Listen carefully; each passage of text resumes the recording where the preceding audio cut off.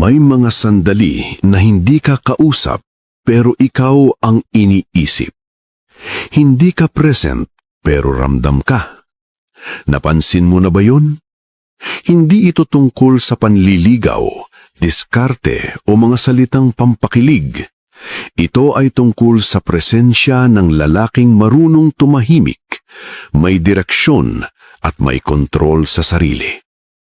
Sa video na ito, pag-uusapan natin kung bakit ang katahimikan ng isang lalaki ang minsang pinakamalakas na dahilan kung bakit siya hinahanap-hanap.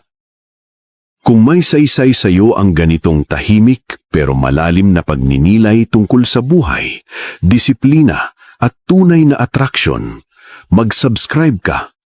Dito, hindi tayo humahabol, pinapalalim natin ang sarili. Hinahanap-hanap ka ba niya?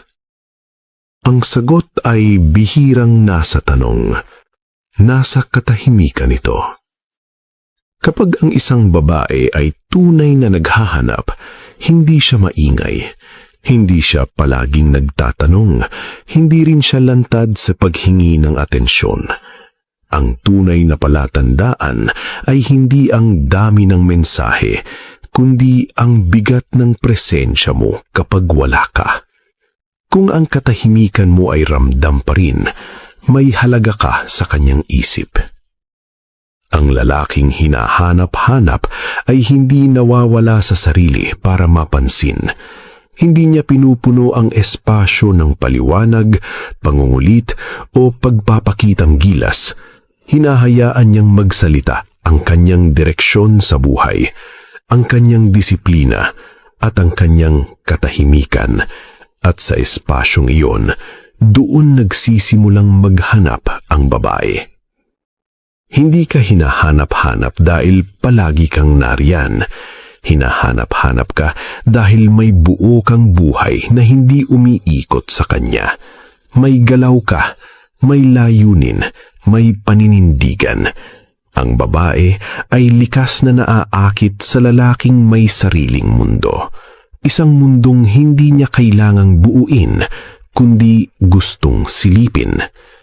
Ang tunay na palatandaan ay hindi ang paghabol niya, kundi ang pagbalik ng pansin niya sa iyo kahit wala kang ginagawa. Kapag ang presensya mo ay hindi kailangang ipaalala, kapag ang katahimikan mo ay may bigat, doon mo malalaman may naiwan kang marka. Hindi sa salita, hindi sa diskarte, kundi sa pagiging buo. May dahilan kung bakit may mga lalaking hindi kailangang magpaalala ng presensya, pero hindi nakakalimutan. Hindi sila palaging nariyan, pero kapag wala sila, may naiiwan. Hindi tanong ang hinahanap-hanap ka ba niya. Ang tanong ay, ano ang nararamdaman niya kapag tahimik ka? Ang lalaking hinahanap-hanap ay marunong mawala nang hindi nawawala ang sarili. Hindi siya biglang nawawala dahil sa takot o laro, kundi dahil may buhay siyang pinangangalagaan, may disiplina siyang inuuna, may direksyon siyang sinusunod. At sa katahimikan na iyon, may puwang na nabubuo, puwang para sa pagninilay, para sa pag-alala, para sa paghanga. Ang babae ay hindi naghahanap ng lalaking palaging available. Hinahanap niya ang lalaking may halaga ang oras, may bigat ang presensya at may respeto sa sarili. Kapag ang isang lalaki ay hindi nagmamadali, hindi nagkukulang sa sarili at hindi humihingi ng pansin, ang isip ng babae ay kusang bumabalik sa kanya. Hindi dahil may kulang, kundi dahil may naiwan siyang katahimikan na may saysay. Ito ang kapangyarihan ng emotional control. Hindi ka nagre-react sa bawat galaw, hindi ka nababahala sa bawat distansya. Alam mong buo ka kahit walang tugon, at sa katahimikan mong yun, may tanong na dahan-dahang nabubuo sa isip niya. Hindi dahil gusto mong itanong niya, kundi dahil ramdam niya ang lalaking hindi natitinag. Ang tunay na palatandaan ay hindi ang paghabol niya, kundi ang pagbalik ng pansin niya sa iyo kahit wala kang ginagawa. Kapag ang presensya mo ay hindi kailangang ipaalala, kapag ang katahimikan mo ay may bigat, doon mo malalaman may naiwan kang marka. Hindi sa salita, hindi sa diskarte, kundi sa pagiging buo. May mga lalaki na hindi kayang manatili sa katahimikan.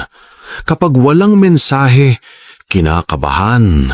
Kapag may distansya, nagdududa. Kapag walang tugon, napupuno ng ingay ang isip. Ngunit ang lalaking hindi takot sa katahimikan ay iba. Hindi niya ito tinatakasan. Hinahayaan niyang magsalita ang espasyo. Ang katahimikan ay hindi kawalan. Ito ay salamin. At sa salaming ito, nakikita ng babae ang lalaking may kontrol sa sarili. Hindi siya nagre-react sa bawat galaw. Hindi siya nagmamadali para punan ang espasyo ng paliwanag o lambing. May tiwala siya sa sarili at ang tiwalang iyon ay ramdam. Ang babae ay likas na naaakit sa lalaking hindi natitinag ng katahimikan dahil dito niya nakikita ang lakas. Hindi lakas na ipinapakita, kundi lakas na nakapirme. Ang lalaking kayang manahimik ay lalaking may paninindigan. Hindi niya kailangang ipaalala ang presensya niya dahil may iniwang bigat ang bawat sandali na kasama siya. Kapag ang isang lalaki ay marunong huminto, maghintay at lumakad palayo ng walang galit o takot, ang isip ng babae ay nagsisimulang magtanong. Hindi dahil may laro, kundi dahil may lalim ang katahimikan ng lalaking ito. Nagiging espasyo kung saan umuusbong ang paghanga. Ito ang dahilan kung bakit mas hinahanap ang lalaking hindi takot sa katahimikan. Hindi siya alipin ng atensyon, hindi siya nabubuhay sa tugon ng iba.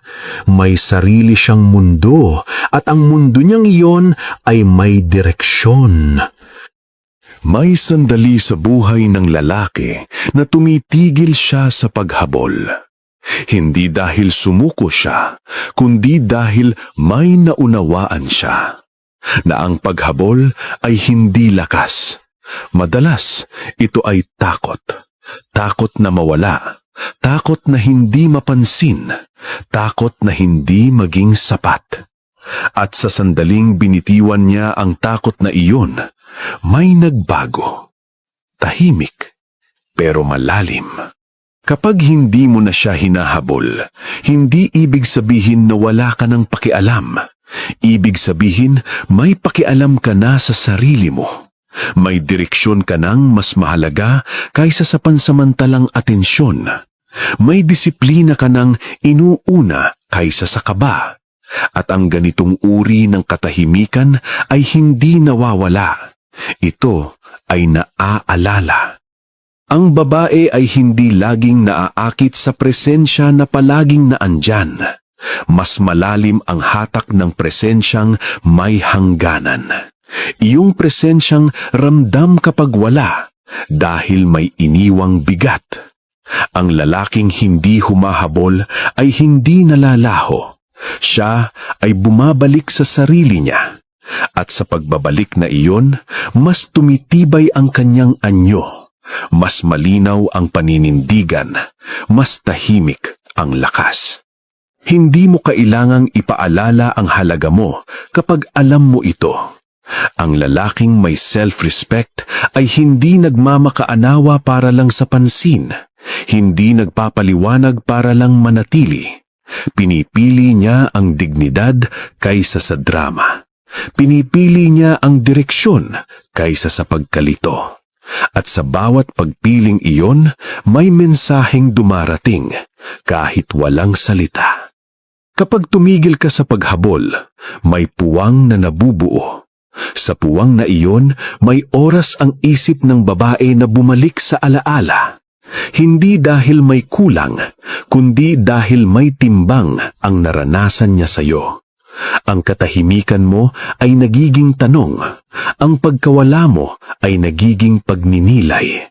Hindi mo ito sinadya, hindi mo ito kinontrol, hinayaan mo lang maging totoo. Ito ang kapangyarihan ng lalaking may kontrol sa sarili.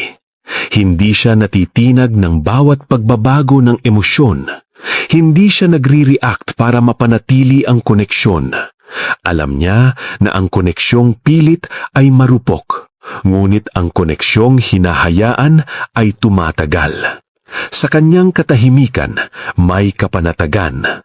Sa kanyang distansya, may linaw. May kakaibang kapangyarihan ang lalaking marunong manatili sa sarili kahit walang kasiguraduhan. Hindi siya nabubuhay sa reaksyon ng iba. Hindi niya hinahabol ang sagot. Hindi niya pinipilit ang damdamin. May tiwala siya sa oras. May tiwala siya sa katotohanan. At higit sa lahat, may tiwala siya sa sarili niya. At ang ganitong uri ng lalaki ay bihira. Kaya kapag nakita, hindi madaling kalimutan. Kapag tumigil ka sa paghabol, hindi ibig sabihin na wala kang sinasabi. Sa totoo lang, mas marami kang ipinapahayag. Ipinapakita mo na hindi ka takot sa pagkawala, na ang halaga mo ay hindi nakadepende sa presensya ng iba, na may sarili kang sentro, isang lugar sa loob mo na hindi kayang galawin ng pagdududa, pagtanggi o katahimikan ng mundo. At ang sentrong iyon ang nararamdaman ng babae kahit hindi niya ito maipaliwanag. Ang lalaking buo ay hindi nagmamadali sa emosyon. Hinahayaan niyang dumaan ang damdamin nang hindi niya ito pinanghahawakan. Hindi siya kumakapit sa pag-asa. Hindi rin siya tumatakbo sa takot. Alam niya na ang lahat ng bagay na totoo ay hindi pinipilit. At sa ganitong pag-unawa, nagiging malinaw ang kilos niya. Simple, tahimik, pero may direksyon. Ang babae na may lalim ay nakakaramdam ng ganitong presensya. Hindi dahil may sinabi ka, kundi dahil may hindi ka ginawa. Hindi ka humabol, hindi ka nagtanong ng paulit-ulit, hindi ka nagpakumbaba para lang manatili. At sa bawat hindi mo ginawa, may respeto siyang unti-unti nabubuo. Hindi ingay ang dahilan, kundi ang dignidad. May mga koneksyon na nabubuo sa salita, at may mga koneksyon na nabubuo sa katahimikan. Ang una ay madaling magsimula, pero madaling mawala. Ang pangalawa ay mabagal, ngunit malalim. Ang lalaking marunong pumili ng katahimikan ay lalaking pumipili ng lalim. At ang lalim, kahit hindi agad makita, ay hinahanap-hanap kapag nawala. Hindi mo kontrolado kung sino ang mananatili, ngulit kontrolado mo kung paano ka mananatili sa sarili mo. At kapag pinili mong manatili, kahit walang kasiguraduhan, kahit walang sagot, may nangyayaring pagbabago. Ang attraction ay hindi na